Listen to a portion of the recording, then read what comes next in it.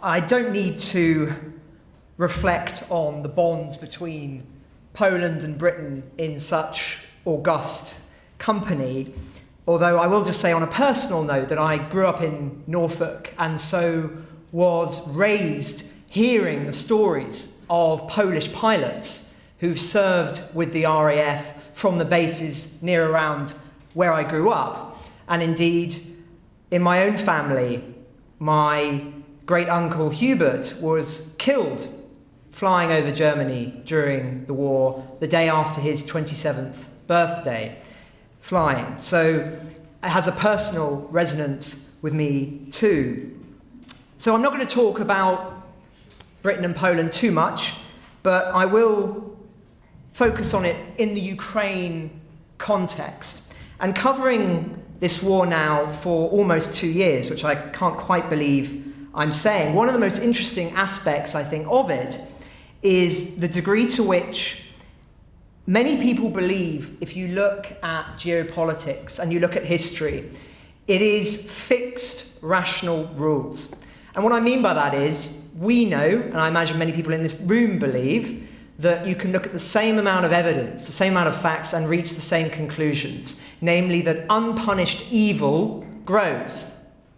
We'll look at Anschluss in the Second World War, or examples of Napoleon in the 19th century, and we'll say that these are absolute objective facts, that if you let these things happen, then the threat grows, and then you're really in serious danger.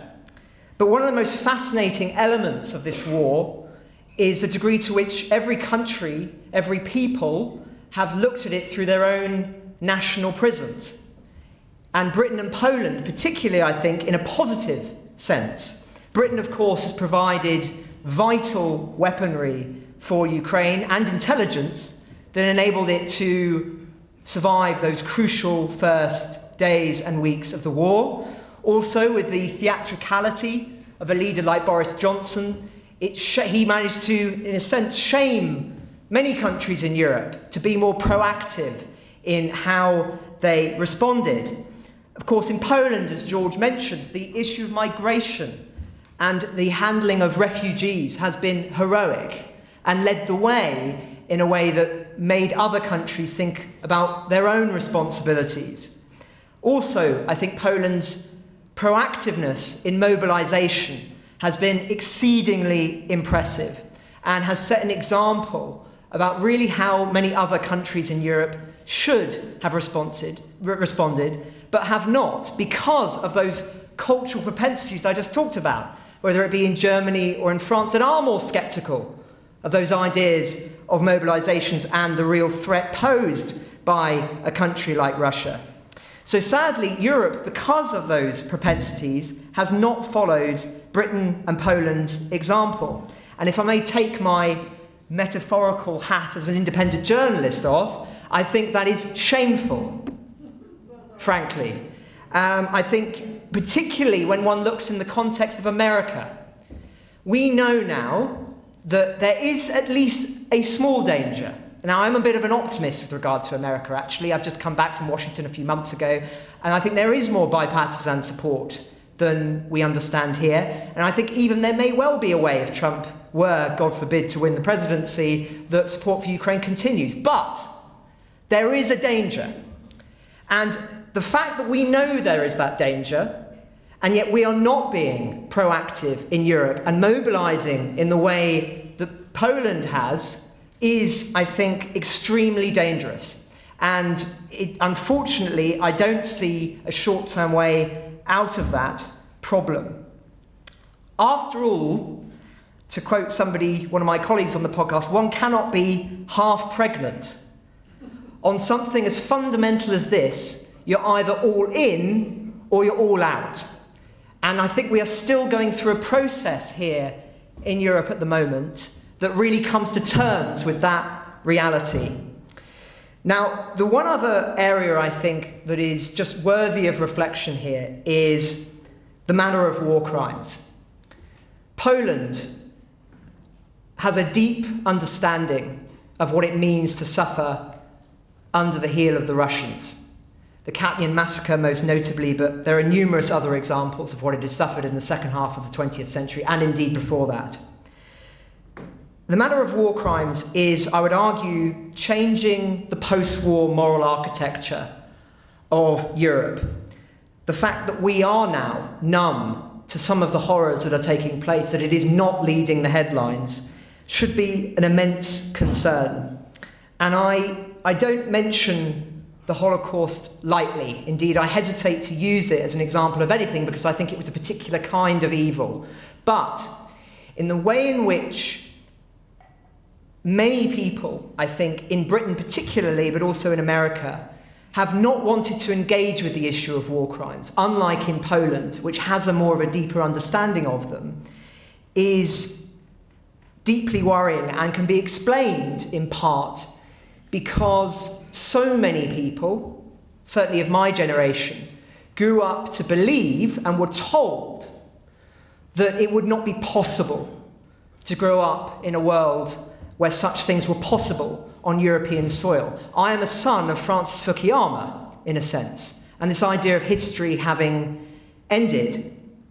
And in that context, I think back to the remarks of Jan Karski, who was the representative of the Polish government in exile, whose responsibility it was during the Second World War to talk to President Roosevelt and many other world leaders in the West about what was going on in Poland and in other countries. And of course, we're all too familiar with them now. But as he said afterwards, he could not get people to believe it. They were, he said, living in a different moral universe that was unable to comprehend that horror. And I think to a degree we are living through that now, that people are not willing to engage, for whatever reason, with the horrific things that are going on in Ukraine on a daily basis. And I'm very proud that one of the things we've done on the podcast is give a particular focus to the horrors of kidnapped children, of which there are now over 19,000 who have been taken away from their parents. So I think that is something that Poland can offer Britain and other Western countries, is talking more passionately, eloquently about that very issue to get cut through.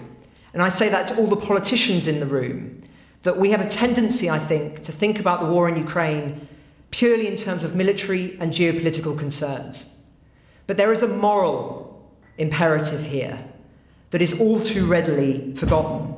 And I think if more people could see some of the horrific footage that my colleagues and I have seen of men, women and children being bundled into pits, dressed as you and I are now in this room, then I think there would not be perhaps that same degree of reluctance to engage with the issue.